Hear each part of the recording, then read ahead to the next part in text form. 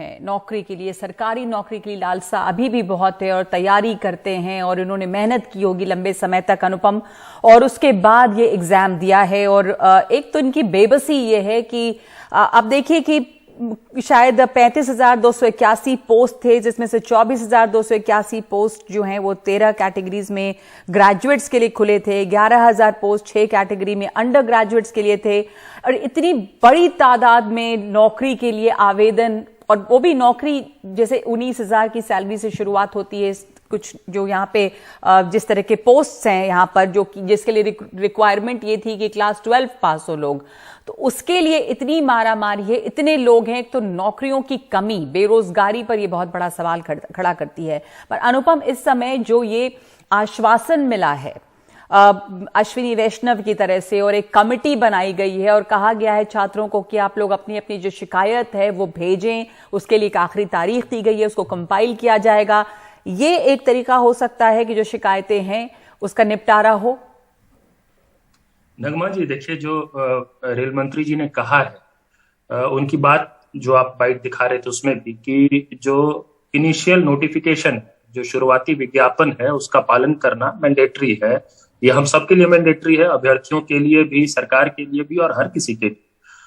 देखिए बात क्या है, और बात बहुत एक्चुअली कॉम्प्लिकेटेड है नहीं। परीक्षा की प्रणाली कॉम्प्लिकेटेड है नो डाउट, लेकिन समाधान बहुत कॉम्प्लिकेटेड नहीं। ये समस्या इसलिए आई, और ये जो रेलवे अभ्यर्थियों के असंतोष और आक्रोश का एक स्वतः स्फूर्त अभिव्यक्ति है ये, और ये इस कारण से हुआ है। और बहुत लॉजिकल बात है जो रेलवे अभ्यर्थी कह रहे हैं, ये समझने की जरूरत है। वो ये है कि 35,277 टोटल नंबर ऑफ वैकेंसीज हैं एनटीपीसी रेलवे आरआरबी की कैटेगरी में, जिसका अंततः चयन होना है। जो 35,277 लोग चयनित होंगे वो नेचुरली यूनिक कैंडिडेट्स होंगे, क्योंकि एक व्यक्ति एक ही जगह ज्वाइन करेगा।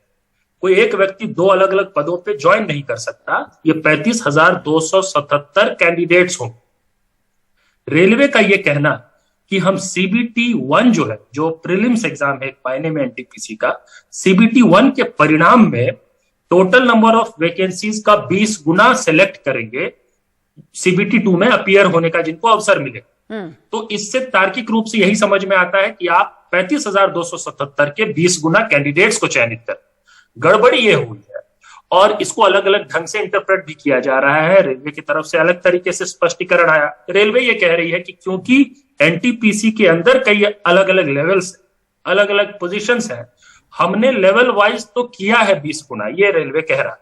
अब आपने ये अगर प्रावधान दिया आवेदन के समय में कि एक व्यक्ति एक से ज्यादा पदों के लिए आवेदन कर सकता है, तो नेचुरली एक व्यक्ति एक से ज्यादा पदों पे सेलेक्ट भी हो सकता है जी। तो वो अब आपको जो शिकायत है अभ्यर्थियों की वो ये कि आप total number of roll numbers 20 Guna select ना करें, total number of unique candidates 20 Guna select करें। बस एक लाइन की एनटीपीसी को लेकर, ग्रुप डी की अलग बात है।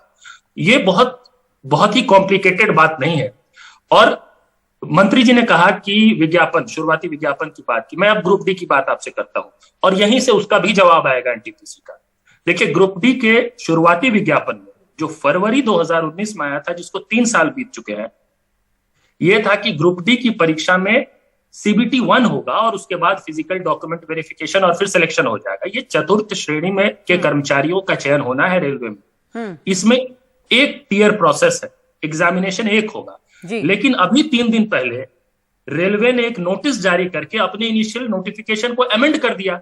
आप कह रहे हैं कि इनिशियल नोटिफिकेशन को अमेंड किया गया, पर रेलवे कह रही है कि शुरुआत से जो नोटिफिकेशन, जो अधिसूचना है, उसमें ये जानकारी पहले दी गई है कि सीबीटी 2 दूसरे लेवल पे भी एग्जाम होगा। आपका कहना है कि अभी किया गया वो में नहीं है। ये देखिए, 2 चीजों को हम ना अगर अलग अलग समझेंगे तो सारे दर्शक समझ जाएंगे आपकी बात को। वो ये कि एक एनटीपीसी की परीक्षा है रेलवे की, एक ग्रुप डी की परीक्षा है। इन दोनों परीक्षाओं के लिए विज्ञापन आया था 2019 लोकसभा चुनाव से 1.5-2 महीने 2.5 महीने पहले जी। 3 साल हो गए हैं। एनटीपीसी 35,277 पदों के लिए, ग्रुप डी की परीक्षा 1,03,000 प्लस पदों के लिए। ग्रुप डी की परीक्षा में सिर्फ सीबीटी 1 होना था, as per the initial exam होना था, सिर्फ एक ही एग्जाम होना था। एनटीपीसी में 2 एग्जाम होना था।